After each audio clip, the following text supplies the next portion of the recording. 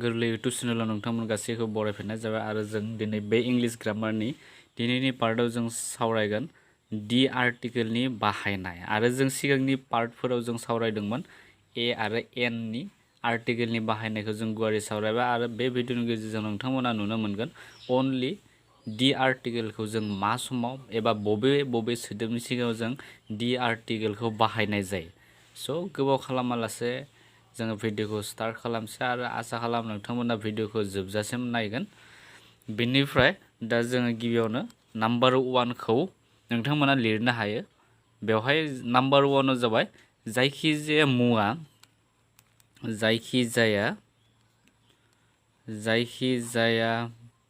मुवा बा जिब जुनार मानसि बायदिखौ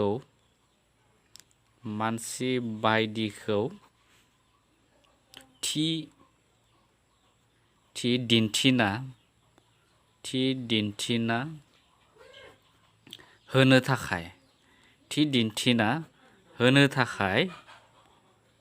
दिन्थिना होनो थाखाय दि खौ बाहायनाय जायो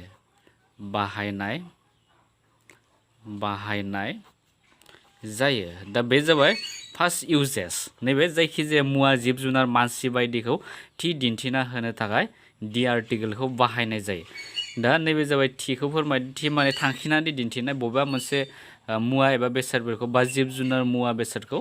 बे दि आर्टिकेला थांखिनानै दिन्थिनाय जायो आरो अब्ला जों दा मा नुनो मोनगोन दा स' एग्जाम्पला जाबाय हमना ला the man is his uncle दा बेवहाय मानसिखौ बुंनाय जादों हमना ला थांखिनानै दिन्थिखानाय जादों बै मानसिखौ हमना ला सासे मानसिया बा आं नुहुरदोंमोन आं सासे मानसिखौ नुहुरबाय माने थांखिनानै बुंनाय जाखादों बेवहाय मानसि सासेखौ the man is his uncle बै मानसिया माने बिनि बिबथै होनना बुंदों आंकोल बा दादै बा दादा बिदि बुंनाय जायो स' बे जाबाय मोनसे थांखिनानै दिन्थिनायखौ फोरमायदों बेनिफ्राय आरो बेवहाय लिरनो हायो I have lost the umbrella आंहा साथा गोमाबाय बेवहाय मोनसे साथाखौ थांखिनानै फोरमायना होखानाय जादों बेनि थाखायनो बेबायदि सोदोबफोरनि सिगाङाव जोङो दि आर्टिकेलखौ बाहायनाय जायो स' गोबां एग्जाम्पल दङ नोंथांमोना बे मोननैखौ बुजिब्लानो आद्रा थानाय जा बेबायदि बेफोरखौ नोंथांमोना गोरलैनो हाखागोन बे जाबाय नाम्बार 1 इउजेसमोन नाम्बार 1 बाहायथि बेनिफ्राय नाम्बार 2 बाहायथिया जाबाय ग्रह बा जोंलारि बायदिफोरनि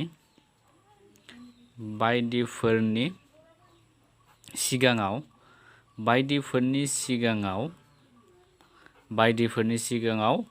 दि आर्टिकेल बा दि बाहायनाय जायो बेखौ डाइरेक्ट लिखानोसै जों दि बाहायनाय जायो स' दा एग्जाम्पलफोरा मा जागोन बिदिन्थिफोरा मा जागोन ग्रह माने जों बयबो मिथिखागौ ग्रह माने गाव निजा सोरां गैया दा जेरैबायदि जोंनि बुहुमा मोनसे ग्रह जोंलारि माने जोंनाय हमना ला सानखौ जोङो जोंलारि बुंनो हायो बा हाथरखिफोरखौ जोङो जोंलारि बुंनो हागोन दा बेफोरबायदिनि मुंनि सिगाङाव जोङो दि आर्टिकेलखौ बाहायनाय जायो दा एग्जाम्पलफोरा मा जागोन दा एग्जाम्पला जाबाय नोंथांमोना बाथ्राबो लिरनो हागोन the sun rises in the east जुदि सेन्टेन्स लिरोबा बिदि लिरनायाव बेवहाय मा नुनो मोनदों दा सान माने सानखौ फोरमायनाय जादों साना मोनसे जोंलारिखौ फोरमायनाय जादों स' बेबायदि साना सानजाहा ओंखारो बुंनाय जादों दा बेफोरबायदि जुदि थायोब्लाथाय जोंलारि बा ग्रह थायोब्लाथाय जोङो बेनि सिगाङाव दि आर्टिकेलखौ फज'नांगौ थिग बिदिनो दंबावो the moon shines at night अखाफोरा हराव जोङो होनना बुंदो स' बेवहाय मुन माने अखाफोर आरो बे मुना मोनसे ग्रह अखाफोरा गावनि जा सोरां गैया गाव हारसिङै जोंनो हानाय सोरां गैया बेयो हरनि टाइमाव माने साननि सोरांजोंसो गाव सोरां होनो हायो होनना बुंदो स' बे जाबाय बेनि सिगाङाव बेनिखायनो दि आर्टिकेल जदो बे जाबाय मोनसे ग्रहनि नाम बुहुमनि ग्रहसानि नाम बेनिफ्राय आरो जों लिरबावनो हायो दा आर्थ इज राउन्ड दा आर्टआबो जाबाय मोनसे ग्रह बेयो जाबाय सानखौरांनि मोनसे ग्रह आर्टआ स' बेफोरबायदि जुदि ग्रह थायो अब्ला जोङो बेनि सिगाङाव जोङो दि आर्टिकेलखौ बाहायनांगौ आरो बेवहाय माने ओरैबायदि फोरमायदो जे बुहुमाव थामहिनबा बुहुमाव मोनसेल' नैफोरबायदि सेन्टेन्सआ मा फोरमायदों बुहुमाव मोनसेल' सान थागोन बा बुहुमाव मोनसेल' अखाफोर थागोन बा बुहुमाव बेबायदि बुहुम दङना गैला जों बेखौ बुंनो हाया स' बेबायदि मोनसेबो फोरमायनाय जादों बेखौ दिनि मिनिङा बेवहाय मोनसे मोनसे गासैबो ग्रहआव थानायखौ फोरमायदों दा थिग बिदिनो आरो जोङो मोननैसो आरो बेबायदिबो लिरबावनो हायो बा दिक बेफोर बा नैफोरबायदिबो लिरनो हागोन दा इउनिभार्स दा इकुवेटर बेफोर गासैयावबो मा जायो दि आर्टिकेल बाहायनांगौ बा बेनिफ्राय दङ दा हराइजन दा ट्रपिक बेनिफ्राय दा नर्थ बेफोरबायदि दङ दा नर्थ बा दिग फोरमायनाय बेफोरावबो जयो दा इस्ट सानजा साहाखौ फोरमायदो दा वेस्ट बेनिफ्राय दा वार्ल्डबो जोङो लिरनो हागोन स' बेबायदि गोबां दङ स' बेनो जाबाय बेफोरखौ बुजिब्ला नोंथांमोना आद्रा थानाय जा ग्रह एबा नक्षत्रनि नाम बा दिगनि नाम बेफोरनि सिगाङाव दि फज'बानो जाबाय बेनिफ्राय नेक्स्ट फैबाय इउजेसआ बा बाहायथिया नेक्स्ट 3 नाम्बाराव बेनिफ्राय नाम्बार 3 स' नाम्बार 3 बाहायथिया जाबाय गेदेर दैमा बा दिप गोबां गेदेर दैमा दिप गोबां लैथो बेनिफ्राय लैथो बे जाबाय लैथो नैबे सिनाय मोनाखै नोंथांमोना लैथोमाफोरनि सिगाङाव दि आर्टिकेल जयो दा बे जागोन एग्जाम्पला मा जागोन गेदेर दैमा हमना ला हमना ला गंगाया मोनसे दैमा बुरलुंबुथुरा मोनसे दैमा दा बेफोरबायदि गेदेर दैमानि मुंनि सिगाङाव जोङो दि आर्टिकेलखौ बाहायनाय जायो दिप गोबां माने हमना ला बे मोनसे दैमा बायदियानो बिलोफोरखौ बुंनाय जादों बा लैथोमा बेफोरबायदि मुंनि सिगाङाव जोङो दि आर्टिकेलखौ बाहायनाय जायो दा एग्जाम्पलफोरा जाबाय दा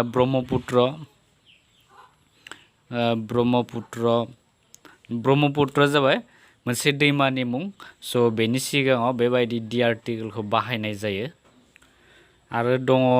दैमाफोरनि नामखौ जों गिबियाव लिरनोसै दा गंगास बेफोरबो जायो दा पाग्लादिया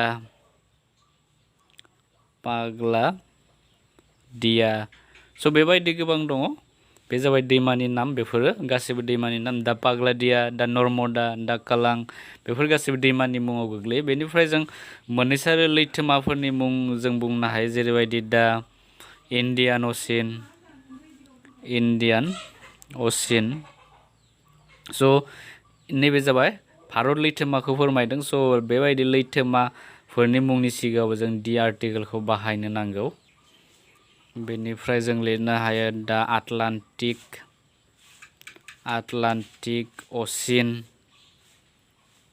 असिन माने लैथोमाखौ फोरमायदों बेफोर जाबाय लैथोमानि मुं गोबां दङ लैथोमाफोराबो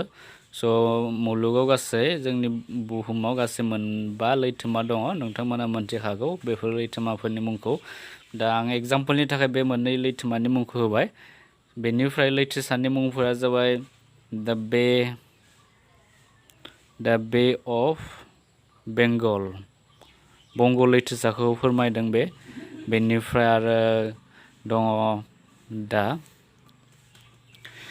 दा पार्सियान गाल्फ स' बेफोरबो लैथोसानि मुङाव गोग्लैयो दा बे अफ बेंगल दा पार्सियान गाल्फ बेफोर गासैबो लैथोसानि मुं बेनिफ्राय हमना ला जाम्फैफोरनि मुं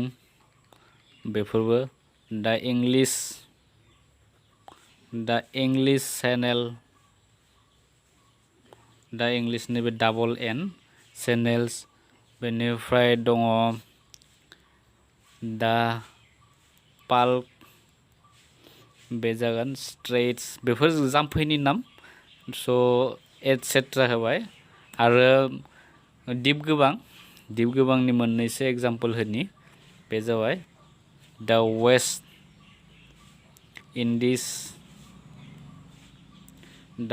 इंडिस बेनिफ्राय आरो दङ दा फिलिपाइन्स स' बेफोर जाबाय दिप गोबांनि मिनिंखौ नोंथांमोना हमनो हादोंना हायाखै मोनथिला आं बुजायना होनोसै बे दिप गोबांनि मिनिङा हमना ला ब्रह्मपुत्रनि गेजेरावबो बे मा होनना बुङो उमानन्दफोरा दङ स' बे उमानन्द बायदि माने नैबे फिलिपाइन्सफोराव गोबां दिपफोर दङ स' बेनिखायनो बेफोरखौ दिप गोबांनि एग्जाम्पल बुंनाय जादों दा फिलिपाइन्स बा दा वेस्ट इंडिस बेफोराव माने फिसा दिपफोरा गोबां दङ बेनिखायनो बेफोर दिप गोबां होनना बुंदो आरो ब्रह्मपुत्रनि गेजेराव बे उमानन्दखौ आरो जों मोनथिनाय जायो जे बुहुमनि मादाव बयनिख्रुइ फिसासिन दैमा दिपनि मुङा मा बेबायदि सोंलु जुदि सोङोब्ला नोंथांमोना बे उमानन्दखौ होनो नांगोन बेनिफ्राय देरसिन दैमा दिप बुहुमनि मादाव देरसिन दैमा दिप होनना बुङोब्ला जोङो मोनथिखायो माजुलियाबो जाबाय बे ब्रह्मपुत्र दैमानि बुरलुंबुथुर दैमानि गेजेराव दङ स' बेफोरबायदि दैमा दिप आरो नैयाव जाबाय फिलिपाइन्स जाबाय मोनसे दिप गोबांनि मुं आरो बेबायदिनो माने दैमाफोराव बा लैथोफोराव गोबां माने फिसा हमना ला नैबे मोनसे लैथो होनना सानना ला बेयाव माने फिसा बिदि गोबां दिपफोर थायो स' बेबायदि थानायखौनो दिप गोबां होनना बुंनाय जायो दा फिलिपाइन्सफोरा बेफोरबायदिनि मुङाव गोग्लैयो दा वेस्ट इंडिस बेफोरबायदियाव गोग्लैयो स' गोबां दङ बेबायदि दिप गोबां आं जास्ट नोंथांमोननो बुजिनायनि थाखाय बे मोननै एग्जाम्पलखौ नोंथांमोननो होनाय जाबाय बेनिफ्राय नेक्स्ट कुइसन नङा नेक्स्ट बाहायथिया जाबाय बे फराव नोंथांमोना बुजिनो हागोन नाम्बार 4 बाहायथिया जाबाय हाजो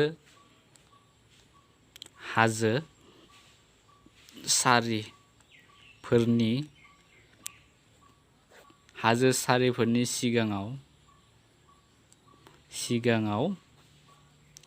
दि जयो हाजो सारि माने नोंथांमोना मोनथिखागौ हिमालया मोनसे हाजो सारिनि मुं स' बेफोरखौनो लिरनो हागोन दा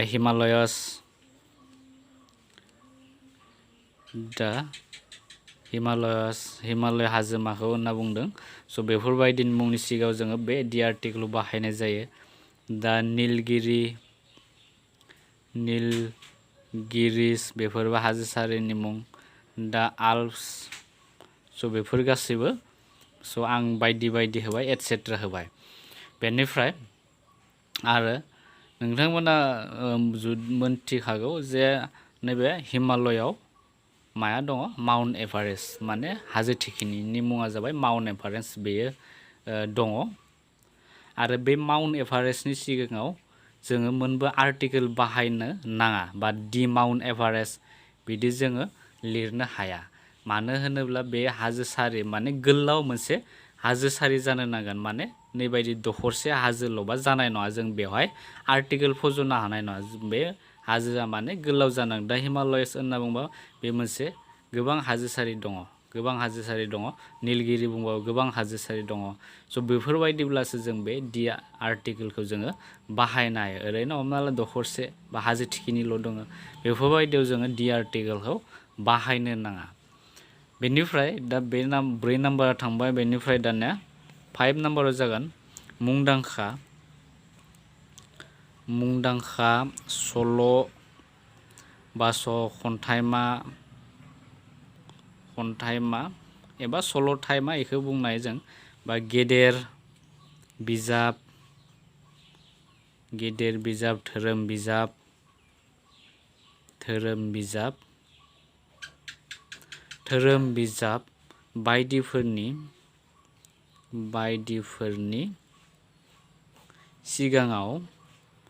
बायदिफोरनि सिगाङाव दि बाहायनाय जायो दि बाहायनाय जायो दा बे मोनसे एग्जाम्पल स' एग्जाम्पल होयोब्ला नोंथांमोना बेखौ हमनो हागोन मुंदांखा सल' माने फेमास माने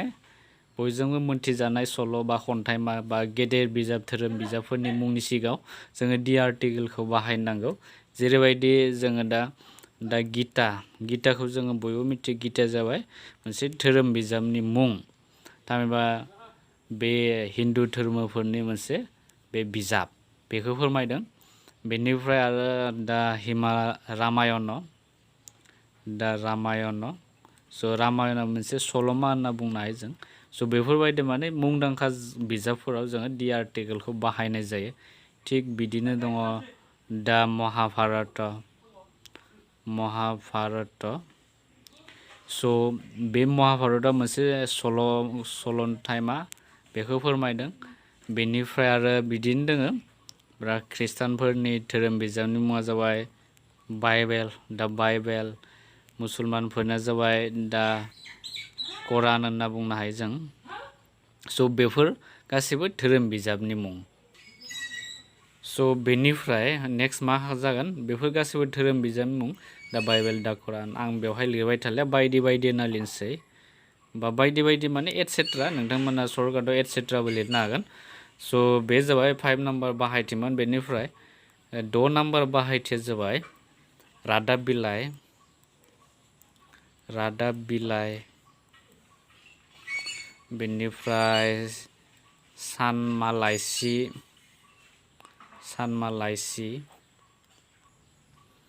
बायदिनि मुंनि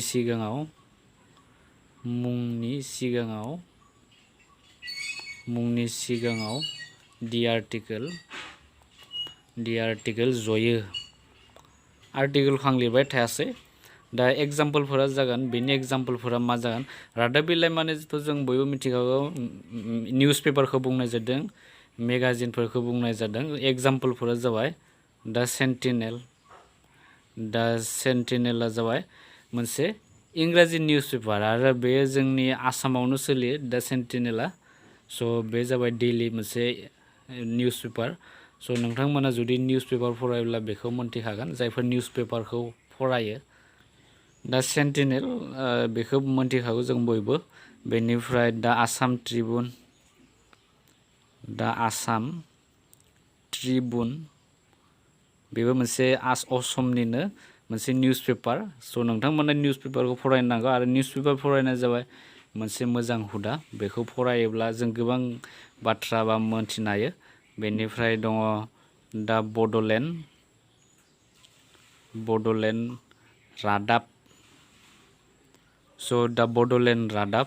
बे जाबाय मोनसे इंराजिबो थायो बे आरो बर'बो नोंथांमोना मोननो हागोन दा बड'लेण्ड रादाबखौ स' बर'बो बड'लेण्ड रादाब बेबायदि मोननो हायो जोङो स' गोबां दङ बे मोनथामखौ आं नोंथांमोननो दिन्थिना होबाय बा एग्जाम्पल हिसाबै नोंथांमोननो होनाय जाबाय बेनिफ्राय नाम्बार 7आव दङ नाम्बार 7 बाहायथिया जाबाय गेदेर एबा आं डाइरेक्ट अब्लिक लिरबाय मुंदांखा जाहाजफोरनि सिगाङाव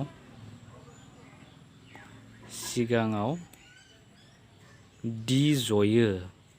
स' बेबो मोनसे गुबुन मोनसे बाहायथि गेदेर मुंदांखा जाहाजफोरनि मुंनि सिगाङाव दा एग्जाम्पलफोरा जाबाय दा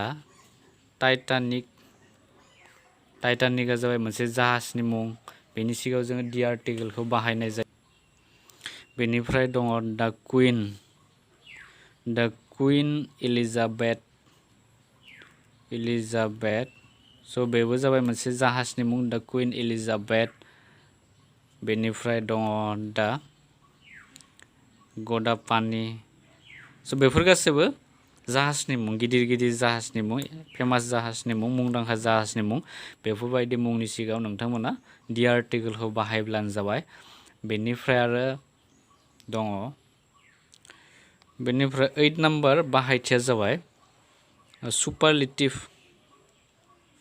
सुपारलेटिभ डिग्री सुपारलेटिभ डिग्रीनि सिगाङाव सुपारलेटिभ डिग्रीनि सिगाङाव दि बाहायनाय जायो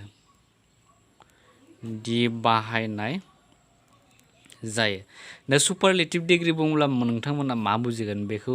गोबाङानो मोनथियाबो जानो हागौ आरो मोनथिगौबो जानो हागौ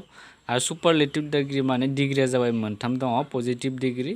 कम्पारेटिभ डिग्री आरो सुपारलेटिभ डिग्री बुंनाय जादों स' बे रुजुनाय जायो बबेबा सासे बा सोरबा सासे मानसिखौ रुजुनानै बाथ्राखौ बुंनाय जायो हमना ला थाखोनि मादाव बियो गोरोंसिन थाखोनि मादाव बियो बयनिख्रुइ गोरोंसिन बियो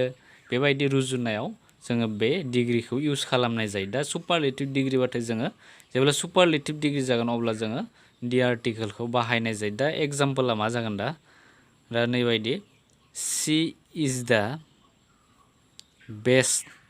girl she is the best girl in our class थाखोनि मादाव बियो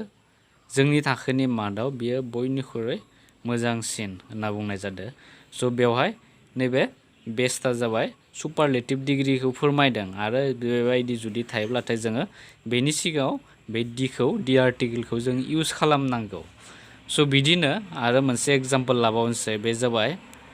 दिस इज द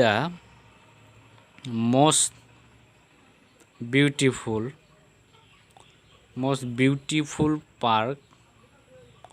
of this city माने बे नोगोरनि बेयो बयनिख्रुइ मोजांसिन समायनासिन पार्क होनना बुंनाय जादों माने बेबायदि समायना पार्क गैलिया बेखौ फोरमायदों माने बे सिटियाव बेबायदि गुबुन मोनसे समायना पार्क गैलिया आरो बेनो बयनिख्रुइ साबसिन मोजांसिन दा बेफोरबायदि माने बयनिख्रुइ मोजांसिन बा साबसिन बेफोरबायदि ओंथियाव जोङो नैबे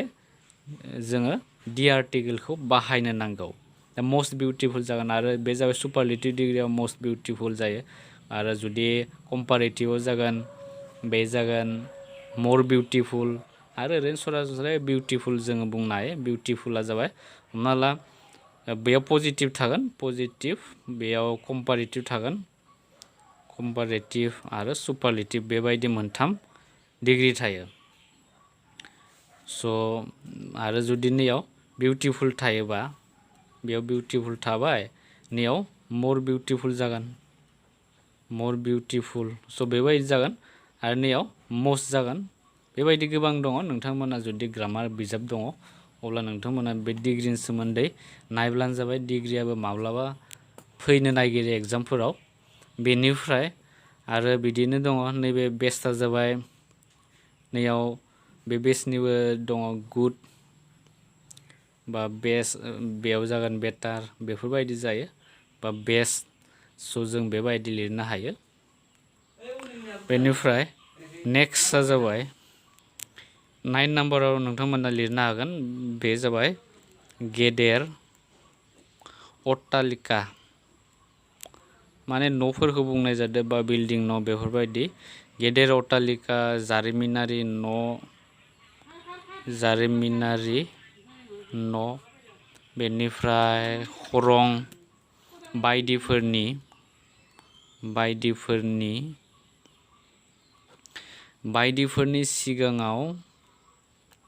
बायदिफोरनि सिगाङाव दि जयो स' जोङो डिखौ बाहायनाय जायो दा एग्जाम्पला मा जागोन एग्जाम्पलफोरा जाबाय दा ताजमहल स' ताजमहला जाबाय मोनसे जारिमिनारि न'खौ फोरमायदों आरो बेखौ सोर बानायदों जों बयबो मिथिगौ शाहजाहाना गावनि बिसिनि माने गोथै गावनि बिसिनि मुङाव बे ताजमहलखौ शाहजाहाना बानायनाय जादोंमोन आरो दा बेनि सिगाङाव बेबायदि जारिमिनारि न'फोरनि सिगाङाव दि आर्टिकोलखौ बाहायनाय जायो बिदिनो दङ दा ब्रिटिश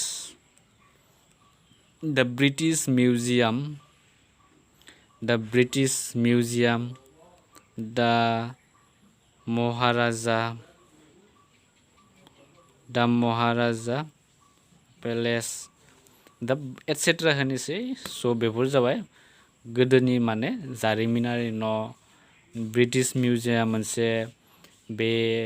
मिउजियाम माने जों बयबो मिथिगौ मिउजियामाव बायदिसिना गोदोनि गोमालांनाय माबाफोरखौ लाखिनाय जायो बे मिउजियामफोराव स' बायदि रोखोमनि जोङो नुनो मोननाय जायो स' बेफोरबायदि मुंनि सिगाङाव जोङो बे दि आर्टिकेलखौ बाहायनाय जायो बेनिफ्राय 10 नाम्बारा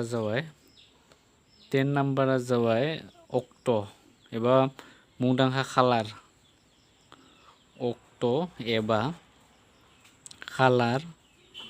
अक्ट' एबा खालारनि सिगाङाव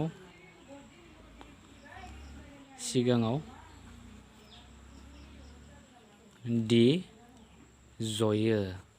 स' बेबो जाबाय अक्ट' एबा खालारनि सिगाङाव दि आर्टिकेल जों बाहायनाय जायो बाट नोंथांमोना बेखौ गोसोआव लाखि जायखिजाया जोङो डेटआवनो बा जायखिजाया खालारावनो जोङो बे दि आर्टिकेलखौ बाहायनाय जाया मोनसे फालिनाय सान जानो नांगोन जेरैबायदि दा 15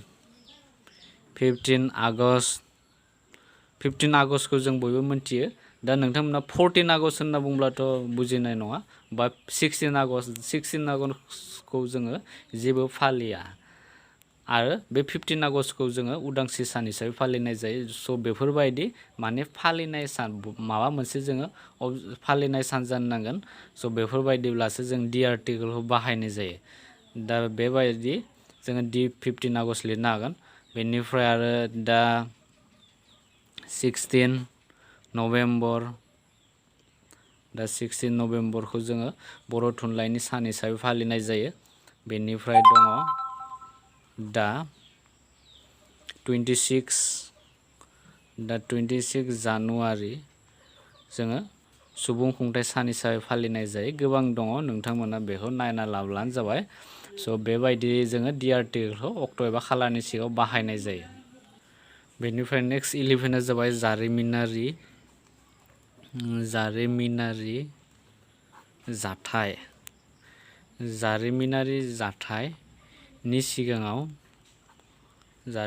जाथायनि सिगाङाव दि बाहायनाय जायो दिनि बाहायनाय एसे गोलाव जोङो गोबां मोननो हायो दिनि इउजेसफोरखौ बेनिफ्राय बिदिन्थिफोरा मा जों जारिमिनारि जाथायनि सिगाङाव दि बाहायनाय जायो एग्जाम्पलफोरा जाबाय नैबायदि जासिगोन दा फ्रेन्स रिभलिउसन होनना बुंदों बेनिफ्राय बेफोर मोनसे जारिमिनारि जाथायखौ फोरमायनो गोदो जानाय बा फ्रेन्स रिभलिउसन माने फ्रान्सनि सोमावसारनाय बा बेफोरखौ फोरमायनाय जादों बेनिफ्राय दङ दा ट्रिटि अफ यान्डाबु बेफोरबायदि माने जारिमिनारि जाथायफोराव जोङो बे दि आर्टिकेलखौ बाहायनाय जायो आं गोबां होना लिरबाय एटसेट्रा बेनिफ्राय 12 नाम्बाराव दङ हटेल माने गिदिर हटेल जानो नांगोन बा सावथुनसालि एबा थियेटार बायदिनि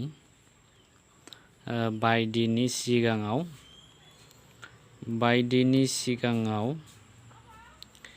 दि जयो एग्जाम्पलफोरा जाबाय दा गंगा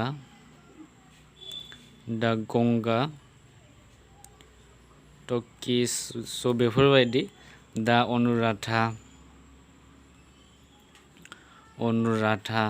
स' माने बेफोर हटेलनि मुं बा नैफोर जाबाय मोनसे थियेटारनि मुं बेफोरबायदि मुंनि सिगाङाव जों दि आर्टिकेलखौ बाहायनो नांगौ बेनिफ्राय दङ दा ताज हटेलनि मुं गिदिर फेमास हटेलनि मुं बेफोर जाबाय दा अश'का हटेल बा बेबायदिनो दङ दा कोहिनुर थियेटार स' बेफोर गासैबो माने हटेल एबा सावथुनसालि एबा थियेटार मुंफोरनि मुंनि सिगाङाव जोङो बेबायदि दि आर्टिकेलखौ बाहायनो नांगौ बे जाबाय नाम्बार 12 इउजेसमोन बाहायथिमोन बेनिफ्राय नाम्बार 13 जाबाय मोनसे दुलाराय हारि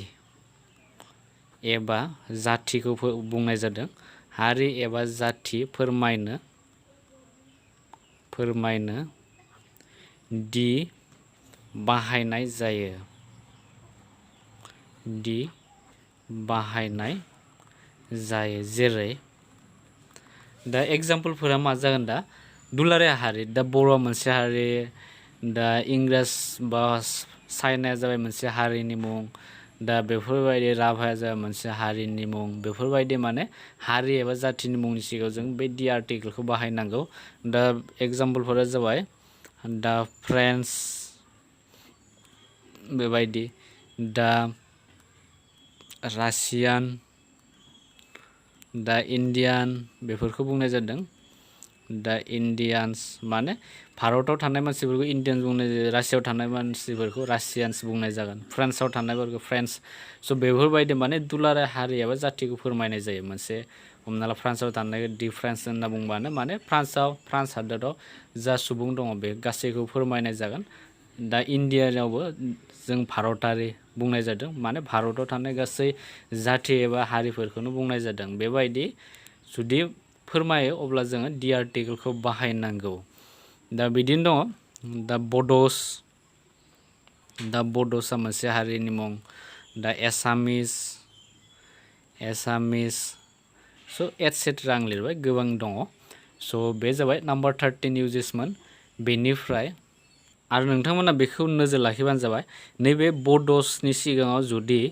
बेबायदि जुदि दि होयोब्लासो बे हारि गोग्लैगोन हारिनि हमना ला बर' हारिखौ फोरमायगोन आरो जुदि आं नै दिखौ लिरालाबानो बड'सल' लिरो अब्लाना बेयो मा फोरमायगोन बर' रावखौ फोरमायनाय जागोन